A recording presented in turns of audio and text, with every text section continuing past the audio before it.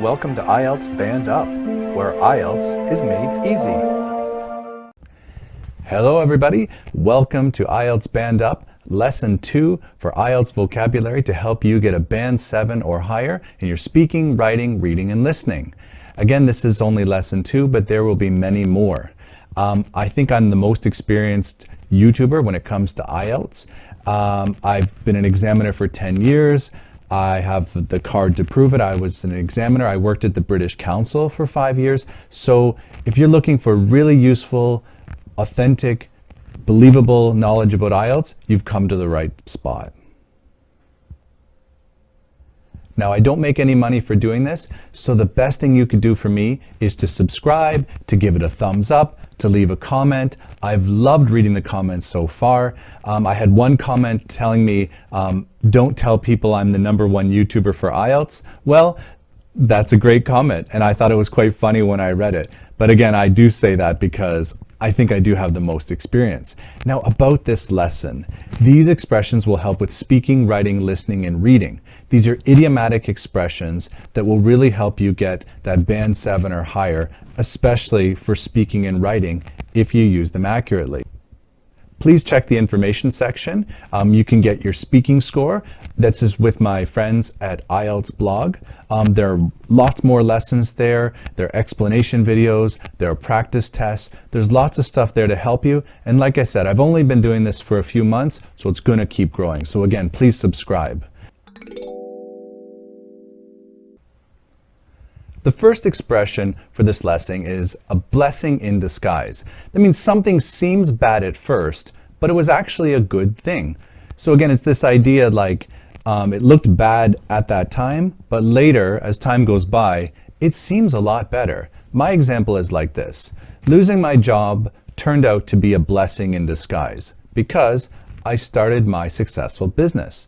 Now, even in a writing context, you could talk about society. Maybe something bad happened and people were very angry, but the country or your community developed, and now you're much stronger because of this. This happens a lot in people's lives. That's why this expression is amazing, because something can seem very bad at first, but then as time goes by, we realize, oh, actually, that was a good thing. So another good example would be maybe you broke up with a girlfriend or a boyfriend that wasn't really that good, but you were sad at the time. Later, you got married to someone who you like a lot more. Again, that's another perfect example of a blessing in disguise. The second expression is a dime a dozen. This means it's just very common and easy to find. It used to be difficult to find cheap secondhand smartphones, but now they are a dime a dozen. There are many examples we can say. If something's really easy to get, for example, if you live in a community that grows a lot of fruit, maybe oranges, you can say, in my area, oranges are a dime a dozen. Just any product or thing that's super easy to find, we use this expression. And again, if you use this correctly in your speaking or writing, it will definitely get you some higher scores for your idiomatic expressions.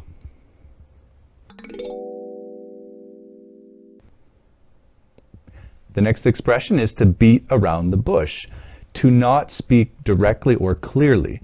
This is when someone you know what they're trying to say, but they don't speak directly to you. They kind of they use language where they're not being direct, but you have to figure it out. And it can be a little frustrating for people listening.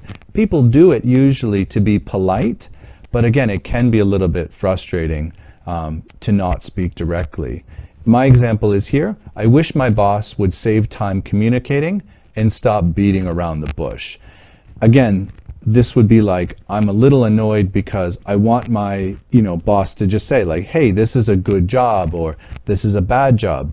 But instead of saying it's a bad job, he might say something, or she might say something like, oh, how much time did you spend working on this?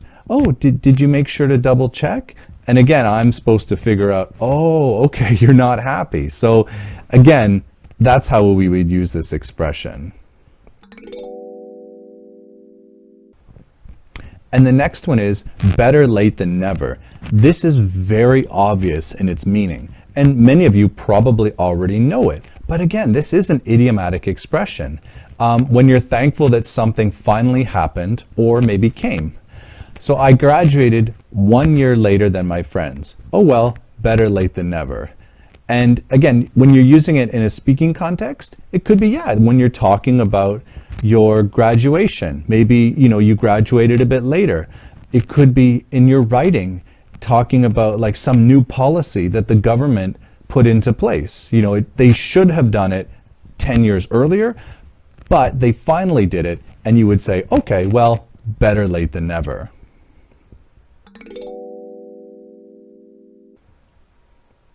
The next expression is to bite the bullet, to do something you don't like, but you must do it.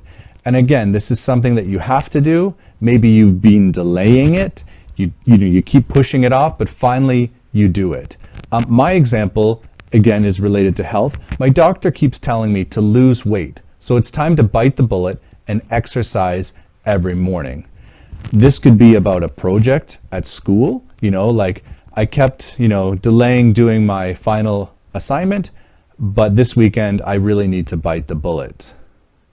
This could also be in a writing context, maybe talking about society. They have to make a difficult decision, maybe raising taxes to help the economy. Again, there's many different contexts you can use these expressions.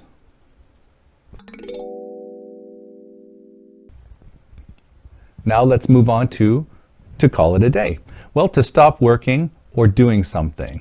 It was Friday and we had finished all our work, so we decided to call it a day. You could say, there's often questions asking about work.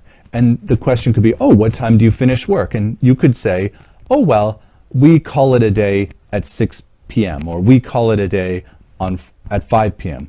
It could also be talking about, Fridays you finish early, like in my example. So call it a day, probably more common to use in a speaking question, but again, it's related to finishing work or finishing studying and going home.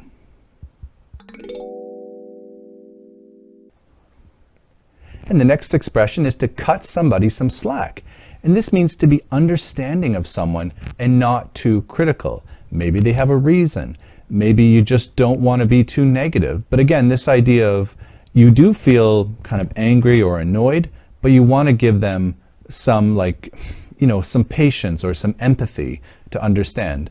Here's my example. When my coworker got angry at me, I tried to cut him some slack because I know he's been very stressed recently.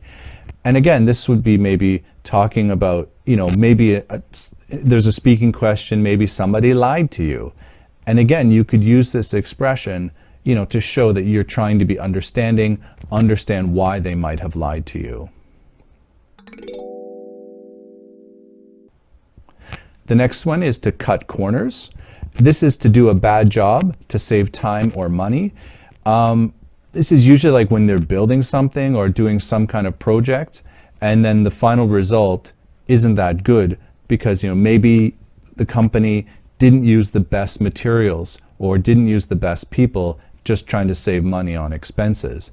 My example is like this. It's very sad when buildings collapse because the contractor cut corners. Okay, so that's an example there.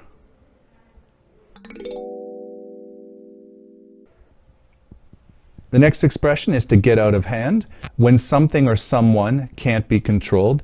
This could be for like people, it could be like maybe a riot. People are really angry and, the things get broken. This could be like, a situation at work where maybe somebody should have been fired and it's just making a really bad atmosphere. Again, it's this idea of like you didn't fix something and now it's really hard to control. If a teacher is too nice, a classroom can sometimes get out of hand. I'm a teacher, I used to teach children, and I've seen this firsthand, where if you're too nice as a teacher, then the kids don't respect you, and you kind of lose control of the classroom.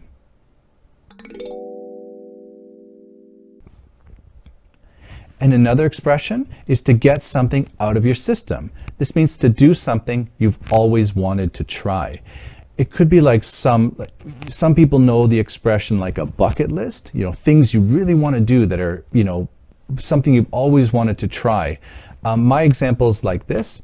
I've always wanted to travel around Europe, so I went last year and I'm happy to get that out of my system. And it could be anything. And this expression is really good when you're talking about, a time when you traveled, right? Or in the writing, maybe in part 2 where you're giving a personal example.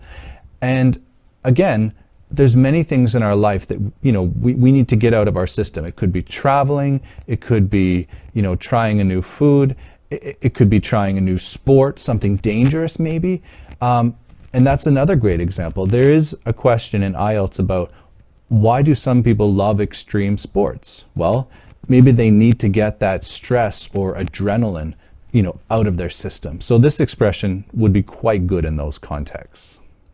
Thank you very much for watching, and here's some more videos that you might be interested in. Please subscribe, please share it with people, as this would really help me a lot. Give it a thumbs up, add some comments, and I wish you the best of luck on your next IELTS test.